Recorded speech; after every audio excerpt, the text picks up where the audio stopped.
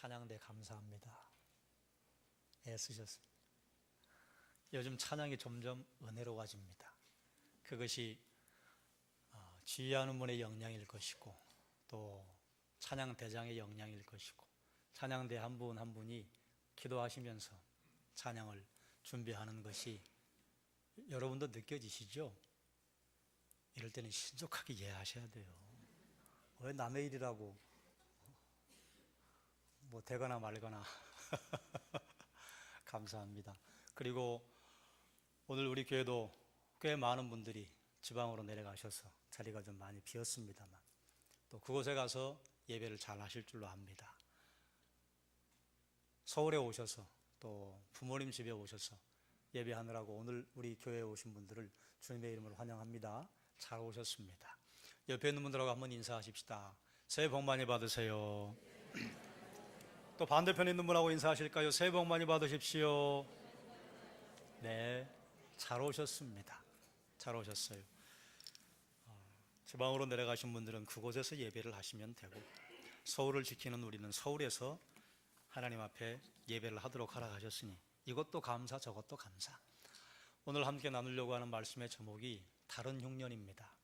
우리가 송구 영신을 12월 31일 날 1월 1일 날 이미 했기 때문에 송구 영신의 의미는 좀 희석되었습니다만 우리의 설날, 까치 설날은 어저께고 우리 설날은 이제 내일이잖아요. 그러니 우리에게는 또 다른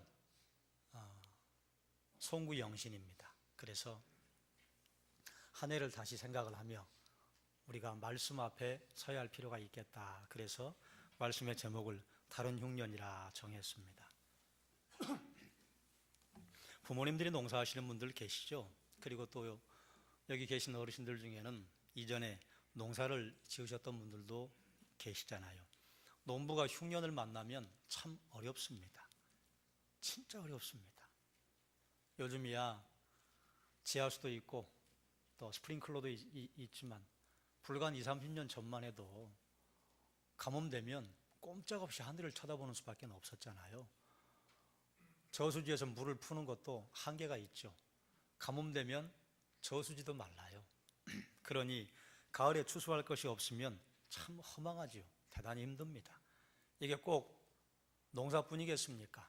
여러분 사업을 하실 때도 어떤 분은 사업에 길이 열리지 않아서 걱정이고 또 사업에 길이 열려도 열심히 했더니 수금이 안 돼서 또 걱정이고 또 직장을 가시는 분들은 직장에 갔더니 직장에서 또 이런저런 흉년이 있잖아요. 꼭 재정적인 흉년만이 흉년이 아닙니다. 관계에서 오는 삐걱거림도 흉년이고 그리고 내 마음속에 부담감이 생기는 것도 다 흉년이에요. 인생에서도 우리가 흉년을 만납니다. 흉년을 만나면요 참 어렵지요. 쉽지 않습니다. 룻기를 오늘 우리가 잠시 보았는데 룻기 전체를 개략적으로 좀 훑어볼 겁니다. 우리가 읽은 룻기는요 그 배경이 무엇이냐? 흉년입니다. 그런데요 흉년을 뒤집으면요 또 새로운 이야기가 나와요. 룻기에 등장하는 엘리멜렉이 두 아들을 두었고 그리고 아내의 이름이 나옴입니다. 이름이 참 멋있어요. 나옴이. 의미가 기쁨이다, 찬양이다, 희락이다. 참 좋지요. 이름도 힘이 있고 즐거울 때 그 사람의 인생에 힘이 있고 즐거운 일들이 많이 생겨요. 특별히 성경에서 나오는 이름의 의미는요 대단히 깊은 의미를 우리에게 전달해 줍니다. 그런데 이 나오미가 상당히 진취적이고 꽤 지식이 있고 열린 여성이었어요. 그런데 그들이 살고 있던 베들레헴에 흉년이 들었습니다. 흉년이 들면 대책을 세워야 하잖아요. 당시에 이스라엘은 여호수아가 정복 전쟁을 끝내고 여호수아가 죽고 그리고 나서 각 지파에게 땅이 분배되었습니다. 이스라엘 백성들이 땅을 받은 건요 소유권을 받은 게 아니에요. 땅의 경작권을 받은 겁니다. 그 땅은 하나님 거였어요. 사실은 우리가 이 땅에 수많은 소유를 내 이름으로 등기를 올리고 살아가지만 사실 그건 내 거 아니지 않습니까? 우리가 빌려 쓰는 거죠. 그게 내 거라면 우리가 죽을 때 싸가지고 하늘로 가지고 가니까 이 땅에서 하나씩 없어져야 되는데 없어지는 법이 없잖아요. 사실은 다 우리는 소장농이에요. 하나님께서 내게 주신 생명 내가 빌려 쓰고, 하나님이 주신 나에게 허락하신 이 몸 빌려 사용하고, 하나님이 주신 이 땅 밟고 살다가 빌려 사용하고 주인이 오라 하면요, 호롤단신 올라가야 합니다. 우린 소작이에요. 이스라엘 백성들에게는 그래서 땅을 사고 팔 때에 땅의 소유권이 이전되는 게 아니라 경작권을 이전하는 겁니다. 이 경작권을 이전한다고 하는 게 여러분 이해가 잘 안 되시면 이렇게 설명하면 어떨까 싶어요. 요즘 이제 농촌에 일손이 부족하니까 가을 추수 때 추수할 일이 막막해서 어르신들이 종종 이렇게 하시더라고요. 봄에 파종을 할 때, 모내기를 할 때 밭을요, 밭대기로 팔아요. 그러잖아요. 그래서 여기서 뭐 농작물이 나오면 많이 나오든 적게 나오든 평당 얼마에 칩시다. 그렇게 해서 그걸 산 사람이 추수 때 일꾼들 데리고 와서 추수해가지고 거기서 돈 얼마 드리고 그리고 가요. 땅의 경작권과 비슷합니다. 그래서 땅의 경작권을 이렇게 주고 사고 파는데, 이스라엘 백성들은요, 땅의 경작권을 사도 그 경작권을 돌려주는 시기가 있는데, 그게 언젠가 하면 신년이에요. 안식년을 7번 지내고 그 이듬해 신년이 되면요, 땅의 경작권 샀던 거를 다시 돌려주게 돼 있습니다. 이유를 묻지 않고 돌려주게 돼 있어요. 그래서 이스라엘은 찢어지게 가난한 사람이 없습니다. 왜냐하면 다시 돌아가니까요. 그러면 대단히 부유한 사람도 없어야 할 것 같은데요, 이렇게 가난한 자들을 돌보고 가난한 자들에게 돌려주면요, 이상한 일이 벌어집니다. 대단히 엄청난 부자들이 이스라엘에 많아요. 이건 하나님께서 이스라엘 백성들에게 허락하신 사회복지제도, 그리고 하나님의 마음, 너희는 이 땅의 소작농이다. 그래서 땅의 경작권을 사고 파는 일이 있었어요. 그러니 땅의 경작권이 가장 비쌀 때는 언제냐? 올해가 희년이었으면 내년 땅값이 가장 비싸요. 왜요? 앞으로 49년 동안 벌어먹을 수 있으니까요. 만약에 희년이 5년 남았다 그러면 땅의 경작권 값이 떨어지지요. 그런데 엘리멜렉이 모압으로 이사 갈 때는요, 뭐 자세한 설명은 생략하겠습니다만 희년이 지난 지 얼마 안 됐을 때입니다. 그러니 땅값이 비쌌겠죠. 흉년이 들었어요.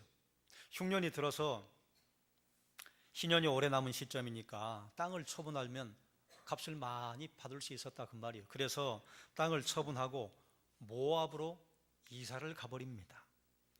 다행히 흉년임에도 불구하고 경작권의 값이 비쌌기 때문에 목돈을 쥐고 모압으로 이민 갔어요.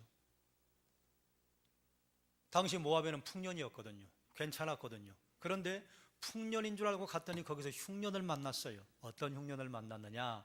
남편이 가자마자 죽었습니다.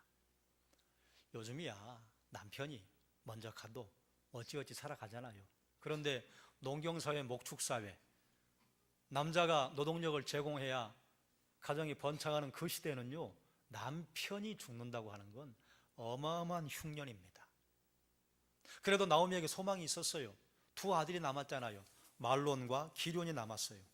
그래 이제 말론과 기럨을 결혼을 시키고 그리고 거기서 가정을 꾸려보려고 했는데 두 아들마다 죽어버렸습니다. 말할 수 없는 흉년이 들었죠. 그래서 이제 나오미가 뭐 거기서 살 길이 없으니까 중대 결단을 해요. 또다시 이민을 가려고 해요. 이민을 갈 때 두 며느리를 부르지 않습니까? 오르바하고 룻을 불러서 얘들아, 너희는 젊지 않냐? 그리고 자식도 없다. 그러니 모압에서 새로운 가정을 꾸려서 너희 살 길 차려라. 그랬는데 두 며느리가 시어머니를 붙잡고 펑펑 울어요. 아닙니다, 어머니, 우리는 못 갑니다. 우리는 시어머니하고 함께 살랍니다. 그걸 봐서는 나오미하고 두 며느리의 관계가 상당히 좋았던 것으로 짐작이 됩니다. 그리고 시어머니가 이쯤 되면 멋지잖아요. 너희 살 길 찾아가라. 나오미는요, 가다가 죽을지 살지 몰라요. 그런데 나 편하자고 두 며느리 끌고 갈 수는 없다. 멋지게 했어요. 참 괜찮아요. 나오미 괜찮은 여자예요. 그런데 두 며느리가 안 가겠다고 하니까 너희가 가야만 한 이유는 이것이다. 그리고 뭐 등등 설명하잖아요. 내가 지금 나이가 좀 젊어가지고 나에게 자식이 나면 그 자식하고 너희하고 뭐 어떻게 해서 해볼 수 있겠지만 내가 나이도 많다. 그러니 자손을 볼 나이도 지났다. 그건 너희 나하고 함께 가면 인생 끝장이다. 끝난다. 그러니 반드시 새 살림 차려라. 그래서 이제 큰 며느리는 울면서 떠나가고 둘째 며느리 룻은 저는 절대로 안 갑니다. 제가 떠나면 어머니 정말로 그야말로 죽은 목숨인데 제가 어머니 평생 모실게요. 그리고 이제 어머니를 쫓아가요. 그런데 들어온 때가 언제냐? 베들레헴에 보리 추수할 때 들어와요. 우리말로 하면 맥추절입니다. 맥추절 시기에 들어와요. 이스라엘의 천지가 풍년이 들어서 기쁨에 젖어 있는데 그때 나오미가 들어온다 그 말이에요. 만약에 나오미가 이스라엘에 들어올 때 이스라엘이 흉년이었으면요, 뭐 똑같이 어려우니까 괜찮아요. 그런데 다른 사람들은 풍년에 시끌시끌하고 마을 전체가 막 잔치 분위기인데 두 여인이 행색이 초라해가지고 들어왔어요. 그러니 얼마나 볼품이 없었겠습니까? 베들레헴 사람들이 비록 10년이 지났지만요, 나오미를 알아봤어요. 그리고 나오미의 행색을 보고는요, 나오미가 형편이 어떤지 금방 알아차렸습니다. 그래서 나오미가 뭐라고 그래요? 내가 나오미다. 그런데 나를 나오미라고 하지 말아라. 말하라고 해라. 내 이름이 기쁨 아니냐, 희락 아니냐. 내가 기뻐할 게 뭐 있냐. 내가 희락을 누릴 게 뭐 있냐. 나 말하라고 해라. 고통이라고 해라. 괴로움이라고 해라. 나오미는 왜 자기의 이름을 말하라고 해야 할지 알았어요. 내가 풍족하게 나갔는데 하나님께서 나를 비어 돌아오게 하셨다. 전능자가 나를 괴롭게 하셨다. 왜 나오미의 이름을 말하라고 하는가? 이스라엘 백성들은요, 하나님이 주신 특별한 법이 있는데요, 그것이 구제법입니다. 자기 동족이 주변에 사람이 어려움 당하면요, 부자로 사는 사람들은요, 창고 문을 열어야 해요. 그래서 고아와 과부와 객을 돌봐라. 그리고 또 하나 이스라엘 백성들에게 있는 것이 모퉁이법 아닙니까? 추수를 할 때 모퉁이는 남겨둬요. 남겨둬서 뭐 하라고요? 객과 고아와 과부가 떳떳하게 와서 그거 훑어가라고, 그거 따가라고, 주워가라고. 그래서 감람 열매를 딸 때, 포도 열매를 딸 때, 밭에 추수를 할 때에 그걸 남겨놓습니다. 그럼 그건 누가 가져가도 괜찮게 돼 있어요. 그래서 나오미가 풍족하게 나갔다고 하는 것은요, 아무리 땅의 경작권이 비쌀 때 팔았더라도 흉년 때 지금 이민 가기로 결정했으면요, 그건요 급매물이에요. 항상 급매물은요 값이 형편없습니다. 그런데 이 땅이 누가 준 땅이에요? 하나님이 주신 땅이에요. 조상들이 거기에 뿌리를 내리라고 주신 땅이에요. 그런데 급매물로 던져버리고 갔다 그 말이에요. 베들레헴에 풍년이 들어서 축제 분위기인데 나오미는요 인생의 흉년 맞았어요. 나오미의 며느리 룻은요, 낯선 시댁에 와서 얼마나 부끄럽습니까? 얼마나 창피합니까? 시어머니를 봉양하기 위해서 무조건 밖으로 나가요. 그런데 감사하게도 그 마을에 준비된 사람이 하나 있었는데 보았습니다. 결국 룻기는 보아스와 룻의 결혼으로 해피엔딩으로 끝이 나요. 나오미는요 보아스의 도움으로 10년 전에 팔았던 땅의 경작권도 다시 되찾습니다. 자, 그러면 나오미는 어떤 생각을 했을까? 한번 좀 상상해 보십시오. 10년 전에 땅의 경작권을 팔고 나갈 때에요, 본인 스스로는 뿌듯해했을 거예요. 저 바보들, 지금 여기 흉년인데 저기서 저렇게 눌러 앉아 있으려고? 우리 봐, 우리 정도는 돼야지. 얼마나 신식이야.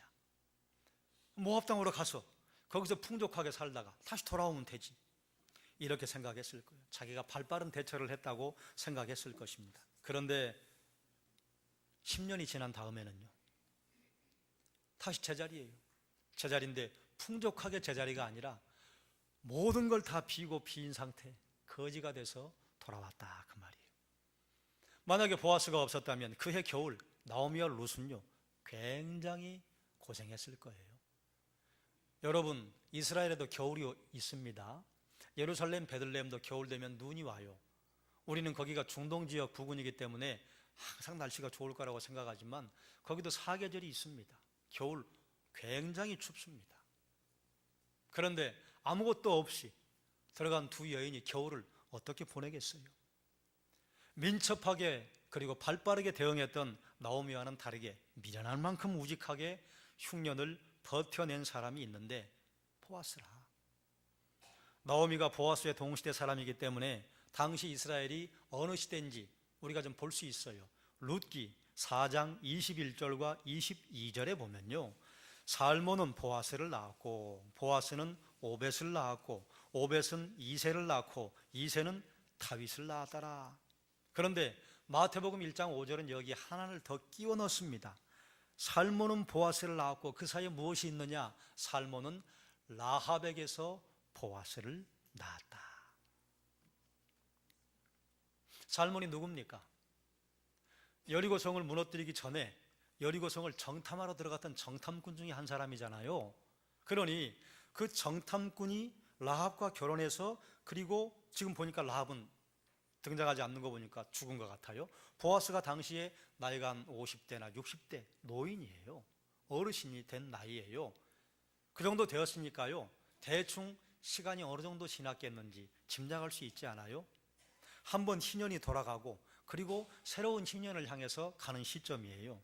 자, 이쯤 되면 여러분, 이스라엘 백성들이 가나안 땅에 정착하고 이제 이 정도 됐으면 자리 잡고 살 때잖아요. 그런데 이스라엘 백성들이 자리를 잡고 살게 되었을 때 꿈에 부풀었을 거예요. 가슴이 부풀었을 거예요. 왜요? 젖과 꿀이 흐르는 땅에 들어갔잖아요. 젖과 꿀이 흐르는 땅에 들어갔으면 행복해야 돼요? 불행해야 돼요? 행복해야 돼요. 그런데 자리 잡고 살만하니까 흉년이 찾아왔어요. 이스라엘 백성들이 몹시 당황스러웠을 것입니다. 하나님이 젖과 꿀이 흐르는 땅이라고 약속했거든요. 그리고 이 땅에 들어오기 위해서 애굽에서 그 먼 길을, 그리고 오다가 특별한 사건이 있어서 40년 동안 광야에서 죽을 고생을 하고, 그리고 가나안 땅에 무혈 입상합니까? 아니잖아요. 여리고 성만 무혈 입상하지, 그 외에 가나안의 남부, 북부, 중부 전투를 치를 때요, 목숨 걸고 얻은 땅이 가나안 땅이에요. 여기가 젖과 꿀이 흐르는 땅이래요. 그러면 풍년만 있어야 돼요. 그런데 흉년이 찾아와요. 이스라엘 백성들이 대단히 당황스러웠을 것입니다. 여러분에게 질문을 한 가지 하겠습니다. 속으로 대답하십시오. 하나님이 젖과 꿀이 흐르는 땅이라고 약속해서 보내신 가나안 땅에 흉년이 왔습니다. 그러면 그 땅이 젖과 꿀이 흐르는 땅입니까? 그 땅에 사는 거민들을 삼키는 땅입니까? 그래도 젖과 꿀이 흐르는 땅이에요.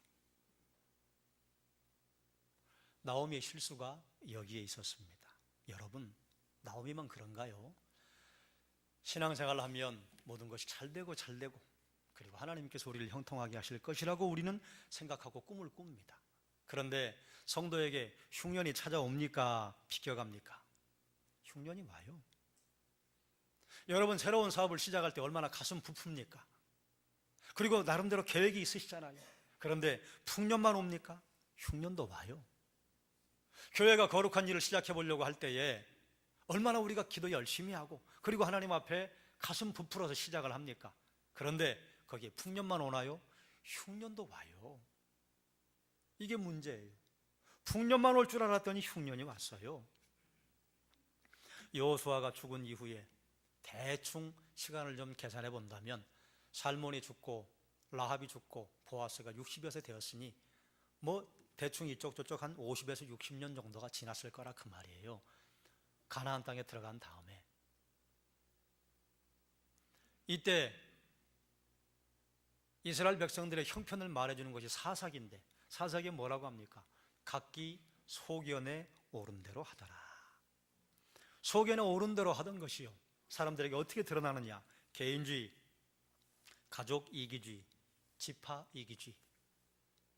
그 전에는 가나안 정복 전쟁을 할 때 12지파가 힘을 합해서 함께 나갔어요. 그런데 각자 살 장소를 배당해 주니까요, 옆 지파가 전쟁 나도 팔짱 끼고 앉아 있어요. 그리고 분위기 보다가 나한테 고물이 좀 떨어질 것 같으면 가서 함께 도와주고, 아무것도 나에게 이익이 안 될 것 같으면 못 들은 척하고 있고, 그 대표적인 지파가 에브라임 아닙니까? 기드온이 전쟁할 때 모른 척하고 있다가 너 왜 우리 안 불렀냐? 또 나중에 입다가 전쟁하러 갈 때 조용히 있다가 왜 우리 안 불렀냐, 뭐 이런 식으로 지파 이기주의가 팽배하기 시작했습니다. 주변에 있는 내 동족이 어려움을 당해도 모르서 해요. 내 가족만 잘 살면 되지. 그게 나오미 가족이었어요. 함께 모든 동족들이 어려움 당하고 이처럼 땅의 경작권을 팔아서 내가 풍족하게 나갔다고 말할 정도면 꽤 괜찮게 사는 집안이었습니다. 그러면 그런 집안이면 흉년이 될 때 창고를 열어야 했어요. 그런데 자기는 도망갔어요. 하지만 보아스는요, 묵묵하게 거기서 버티고 지켜냅니다. 보아스가 하는 삶을 보면요, 참 특별한 사람이에요. 보아스가 추수를 하는데 추수하는 일꾼들에게 와서 인사를 하는데 뭐라고 하느냐, 하나님이 너희에게 함께 하시기를, 하나님이 너희에게 복 주시기를 원한다. 그랬더니 추수하는 일꾼들이 보아스에게 하나님이 당신에게 복 주시길 원합니다, 뭐 이런 인사가 오가요. 그리고 룻이라고 하는 처자가 자기 집에, 자기 밭에 들어오니까 너 앞으로 추수가 끝날 때까지 내 밭으로 계속 와라. 왜 그런가 하면 만약에 내 밭이 아닌 다른 밭으로 가면 다른 소년들이 너를 희롱할 거다. 그러지요. 희롱하지요. 룻의 아버지가 누군지 아십니까? 신앙생활 그렇게 오래 하신 분들이 그걸 모르세요? 룻의 엄마가 누군지 아세요? 이거 고민하면 여러분들 문제가 있는 겁니다. 몰라요. 성경이 기록하지 않고 있어요. 왜 기록하지 않을까요? 적을 것도 없다 그 말이에요. 그게 무슨 말인 줄 아세요? 아, 이방 여자가 왔는데 그 가문 뭐하러 적어? 이방 여자가 왔는데 뭘 그 가문에 관심을 둬? 성경조차도 기록하지 않아요. 그러면 이방 여자가 남편도 없이 와가지고 사람들에게 구걸을 하고 다니면 그렇게 다니는 여자를 다른 소년들이 귀히 보겠습니까? 함부로 보겠습니까?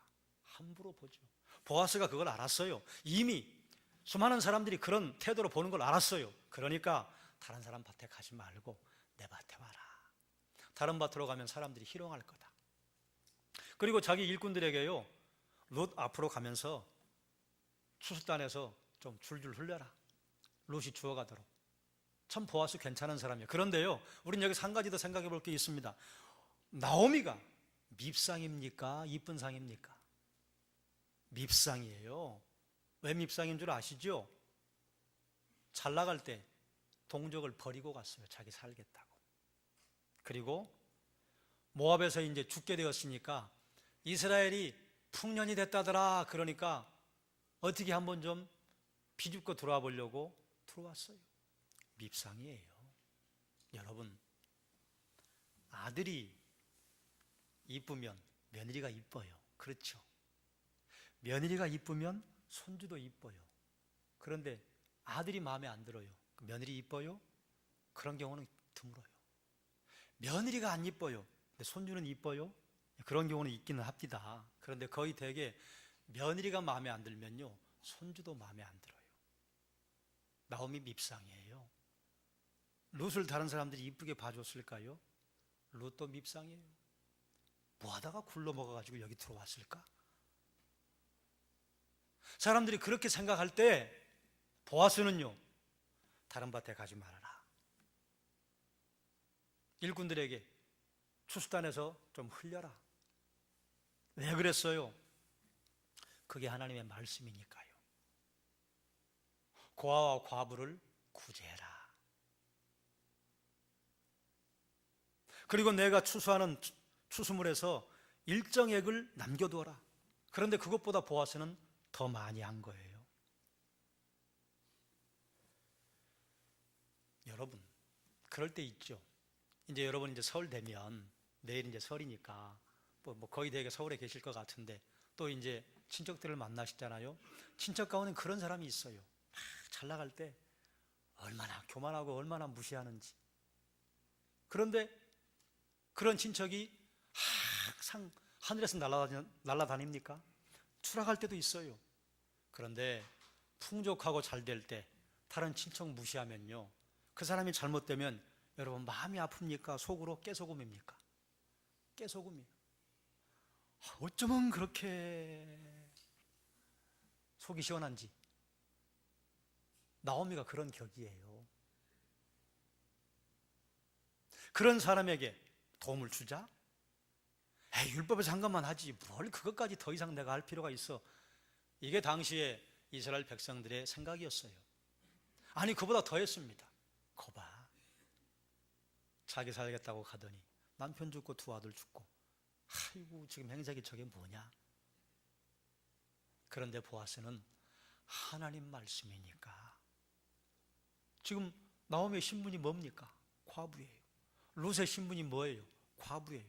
이건 남편이 없다라고 하는 의미보다는요, 사회적인 약자다, 누가 도와주지 않으면 먹고 살 길이 막막하다, 도와준 것입니다. 그럼 보아스는 어떻게 이렇게 살 수 있었을까? 보아스의 어머니가 누굽니까? 라합이에요. 라합의 신분이 어땠는지는 그건 지나가고, 라합이 무엇을 봤느냐? 여리고 무너지는 걸 목격했어요. 라합이 살던 집이 어디입니까? 성벽 위에요.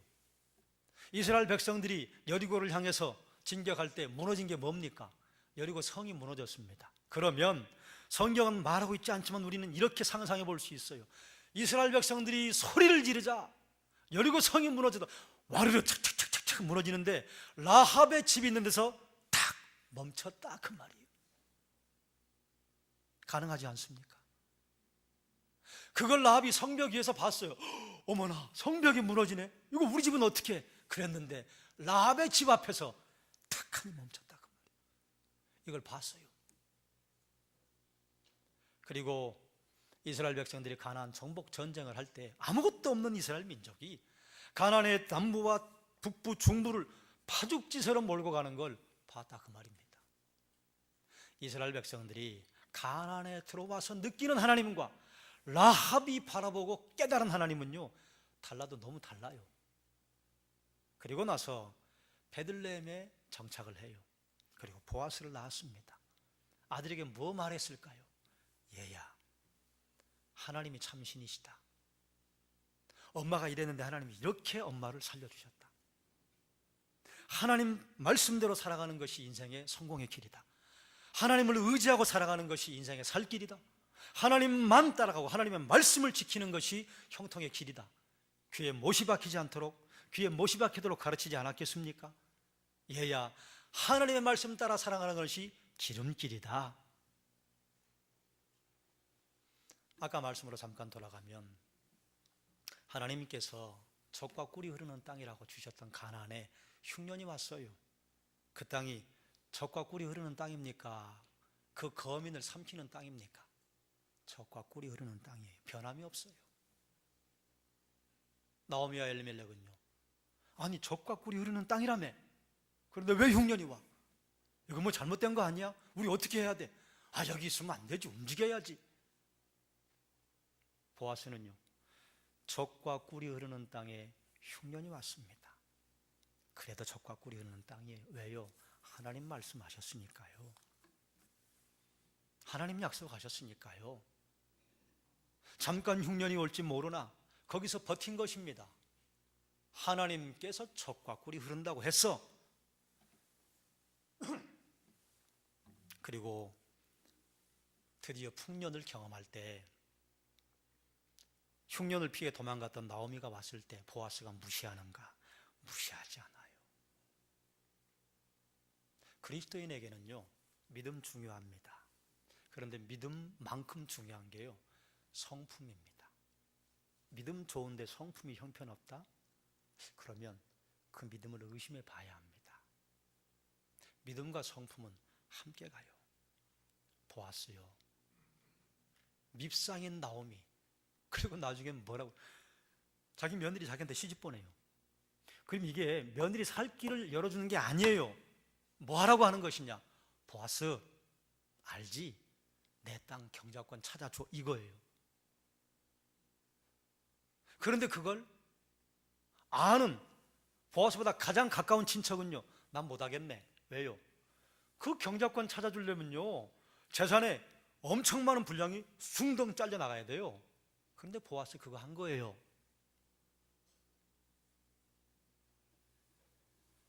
흉년일 때나 풍년일 때나 하나님 말씀을 실천합니다. 그래서 뭐 하느냐? 패자 부활전 열어줬어요. 보아스가 나오미 가문을 다시 일으켜줬어요. 그랬더니 하나님이 무엇을 주시느냐? 보아스의 가문을 통해 왕이 나오게 만드셔요.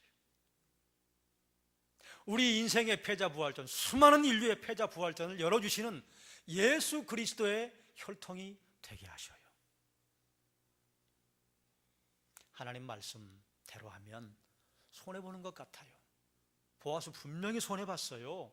그런데요, 우리는 성경에 기록하고 있지 않으니까 알 길이 없지만 그 가문이 왕가의 집안이 되었으면요, 하나님 충분히 보장해 주신 것입니다.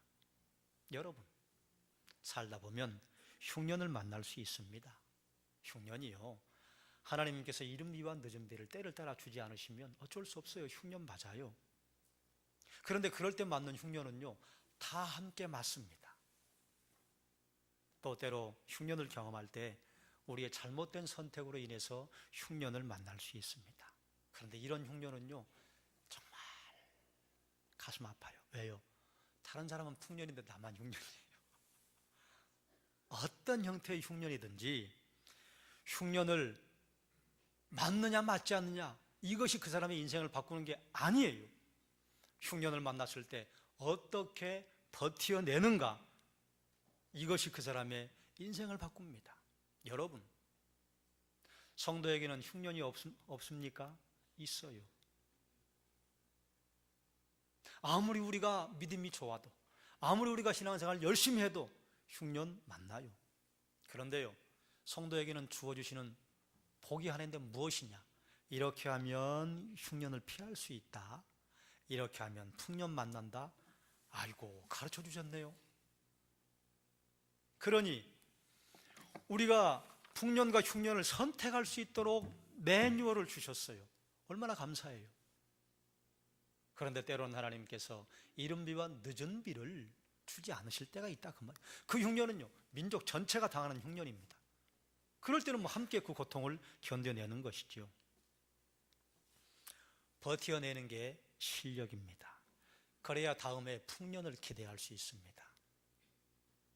이것을 세상 사람들은요, 이렇게 다른 말로 바꾸었어요. 1만 시간의 법칙을 아시죠? 어떤 사람이 한 분야에 1만 시간을 투자하면 그 분야의 전문가가 된답니다. 뭐 회사를 옮기면서 하든지 아니면 그 회사를 끝까지 파든지 그 분야에 1만 시간 투자하면 그 분야의 전문가가 된대요. 세상 사람들이 성경을 의지하지 않고 발견해낸 것인데, 성경은요, 간단명료해요. 하나님 말씀대로 살면, 때로 하나님 말씀대로 산다고 하는 것은요, 세상 사람들이 볼 때요, 아이고 미련해 보여요. 우직해 보여요. 왜 저렇게 융통성이 없나 그렇게 보여요. 그런데요, 우리 속담에 그런 말이 있잖아요. 청산을 지키는 건 어떤 나무가 지키느냐? 비틀어지고 휘어지고, 아이고 저거 볼품없네, 그런 나무들이요 그 산 지켜요. 잘난 나무들은요 얼렁얼렁 팔려가요. 그런데 청산을 지키고 있는 건요, 아이고 저게 사람 구실할까, 이런 사람들이 지켜낸다, 그 말이에요.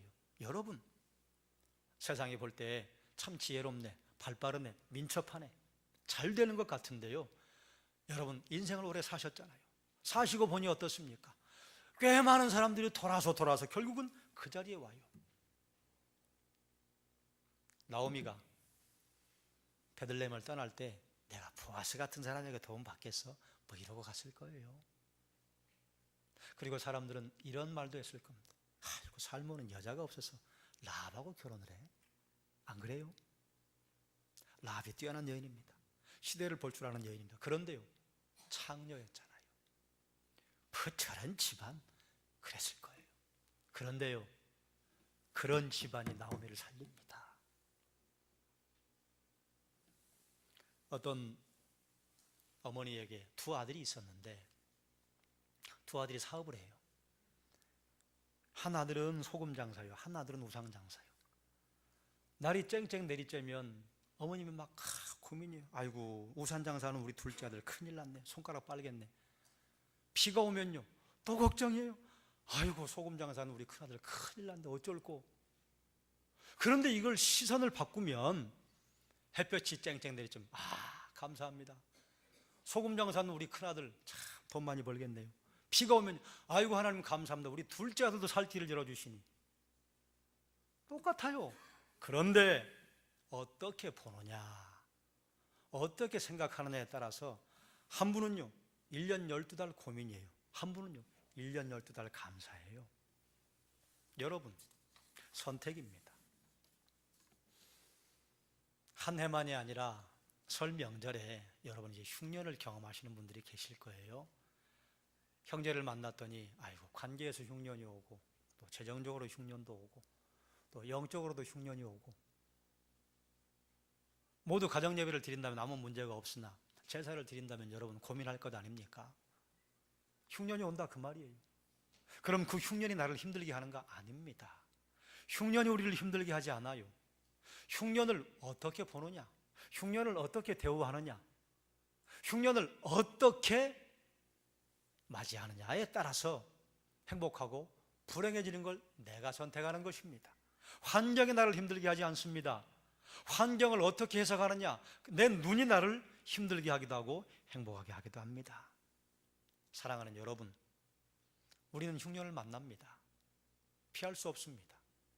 그런데 어떤 사람은 나오미처럼 선택할 수 있고요, 어떤 사람은 보아스처럼 선택할 수 있습니다. 지혜로운 선택이 무엇일까요? 말씀을 정리하겠습니다. 이스라엘 백성들이 젖과 꿀이 흐르는 땅에 들어갔는데 흉년 만났어요. 이건 굉장히 당황스러운 일입니다. 그 땅은 젖과 꿀만 흘러야 되는데 땅바닥에 쩍쩍 갈라지기 시작했어요. 뭔가? 그럴 때 어떻게 해야 할까요? 인생에도요 흉년을 만날 수 있습니다. 분명히 잘 될 것이라고 생각했는데 자금의 물줄기가 차단되고, 사람의 만남의 물줄기가 차단되고, 그리고 내 영적인 물줄기가 차단될 때가 온다 그 말이에요. 어떻게 할까요? 어떤 선택을 할까요? 흉년이 어떤 사람의 인생을 결정하지 않습니다. 결단코 그렇습니다. 흉년을 어떻게 대처하는가 하는 것이 그 사람의 인생을 결정합니다. 사랑하는 여러분, 흉년이 모든 사람에게 같은 흉년이 아니에요. 다른 흉년을 맞는 사람도 있습니다. 다른 흉년을 사는 사람도 있습니다. 사랑하는 여러분, 우리는 송구영신을 보낸 지 한 달이 됐습니다만 새로이 시작하는 음력 설에, 또 여러분이 설 명절에 가족들을 만나실 때에 아마 흉년을 또 경험할 수 있어요. 그때에 지혜로운 선택을 하시기를 주님의 이름으로 축원합니다. 그래서 다른 흉년을 삽시다. 남들과 똑같은 흉년을 살지 맙시다. 이건 또 반대. 사람들이 똑같이 풍년을 만나요. 그런데 풍년을 만날 때 우리는 다른 풍년을 살아야 합니다. 다른 사람들이 풍년 만나서 흥청망청할 때 우리도 그와 같이 한다면요, 우리 똑같은 풍년을 살아간다면요, 흉년을 만날 때 우리도 똑같은 흉년을 보낼 수밖에 없을 것입니다. 지혜로운 선택, 지혜로운 길 잘 잡아갈 수 있게 해주시기를 주님께 기도하고, 그리고 주님이 인도하실 때 잘 찾아가시길 주의 이름으로 축원합니다. 기도하겠습니다. 하나님,